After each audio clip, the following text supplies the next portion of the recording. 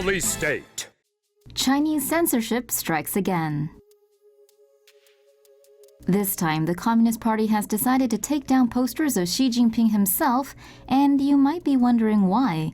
Apparently, people have been splashing ink on the president's face around the country. The movement spread as a way to support Yaoqiong, a Chinese blogger who posted this live video online on July 4th. 尊敬的推友，大家好，今天是2018年7月4号早上的6点40多分左右。我现在在的位置呢是在上海陆家嘴区域，然后后面就是那个海航大厦。现在比较早，大家都可能还在上班的路上。我后面是习近平的头像。我想要说的是，我以实名制反对习近平独裁专制的暴政，反对中国共产党对我实施的脑控压迫。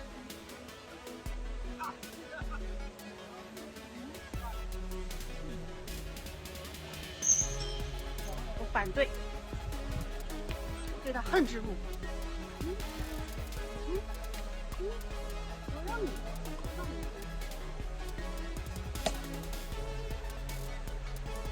看到没有？这是我的行为。反对习近平专制暴政，反对共产党对我实施的脑控压迫。我要求国际组织介入进来，我会配合调查取证，因为很多脑控的迫害取证是需要被捕才能够介入的，就是政府的背景才介入。但是真正迫害我的就是中国共产党、中国政府。好，后面是我的朋友们，对，我今天就泼墨他了，我就泼墨他了，我看他能把我怎么地。习近平，我在这里等着你来抓我，我就一个人反对中国共产党，反对共产党独裁暴政专制，我今天就站在这里，我让你来抓我。She was heard loud and clear by the CCP, and a few hours later, she posted a picture of men wearing uniforms outside her door. That was her last tweet before her account was closed and she completely vanished. Radio Free Asia reports a Beijing artist who shared her video and expressed concerns about her safety and Dong's father were both detained and questioned before probably being put under house arrest. Meanwhile, it seems this woman's actions have inspired a lot of people around China. The CCP doesn't want you to see this. Beijing ramps up South China Sea militarization. China's Navy has reportedly finished expanding its man-made outpost in the South China Sea and is now building military infrastructure on some of the larger islands.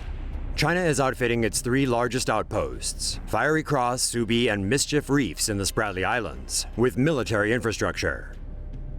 This includes airfields with runways at least 8,800 feet long, water and fuel storage, port facilities, 24 fighter-sized hangars, communication facilities, barracks, and administration buildings.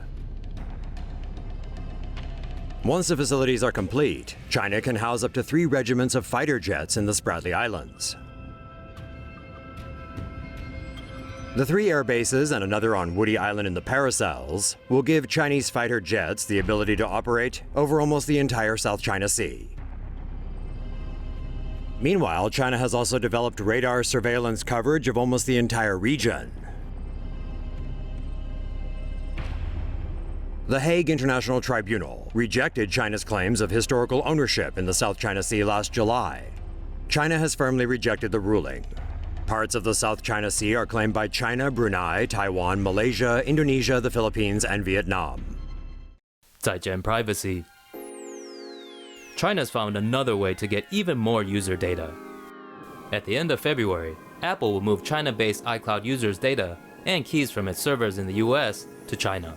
The company says this is to comply with Chinese law. If a user's Apple device is connected to an iCloud account, it typically backs up photos, emails, messages, contacts, and other information. From the end of February, Chinese authorities will be able to issue Apple with a warrant to access this data. This only applies to users who set their home as China. Users in Hong Kong and Macau are not affected. The data will be stored on state-controlled firm Guizhou Cloud Big Data servers. Many are concerned how this will impact China-based users' privacy. But hey, it's just China. What could go wrong? Privacy violations for all. An international human rights organization has found that China is gathering DNA from a region in the far west that's home to a much oppressed ethnic minority.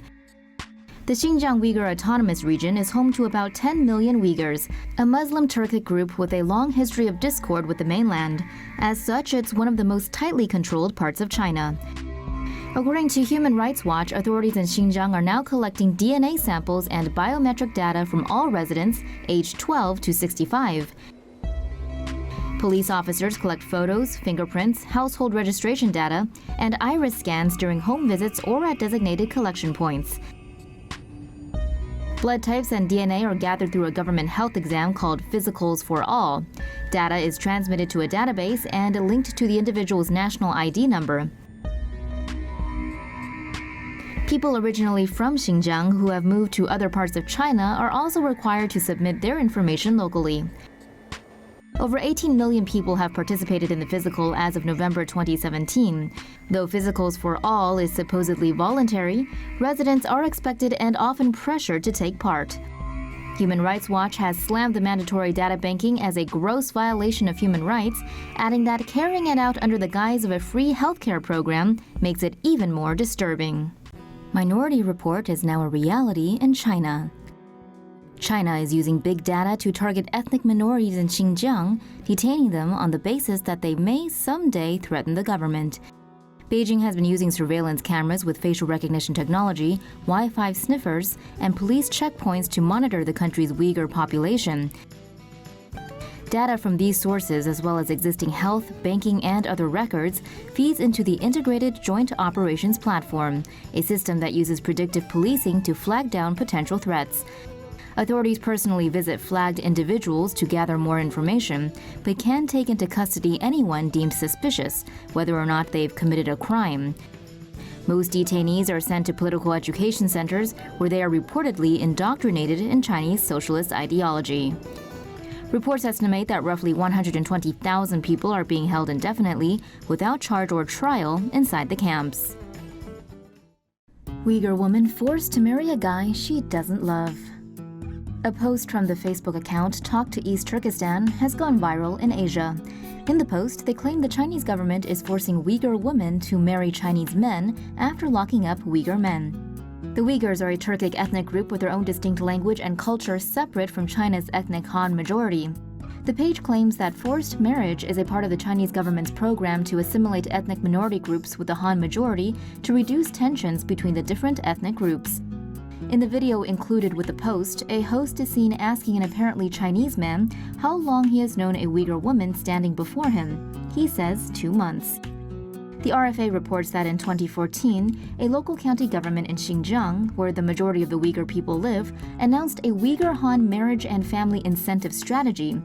The local government is reportedly encouraging intermarriage between the ethnic minority Uyghur and China's ethnic Han majority by offering 10,000 yuan, which is around $1,500 to promote ethnic unity. The Chinese New York Times reports the Chinese government is also offering incentives to children born from intermarriages, such as subsidies for medical aid and not having to pay for their education from kindergarten to high school. The Chinese New York Times also reports that a Chinese official commented that intermarriage brings about positive energy and is a way to realize the Chinese dream. China to use robotic birds to keep an eye on people across the country. The South China Morning Post reports China has started using bird-like drones to monitor everyday civilians. The Chinese government has reportedly sent the Dove drones to at least 5 different provinces across China, especially to Xinjiang, which is home to a large Muslim population. These robotic doves look so authentic when they fly high in the sky that even real doves start flying with them. The South China Morning Post reports the robotic drone mimics the flapping motion of a dove and will be able to evade human detection.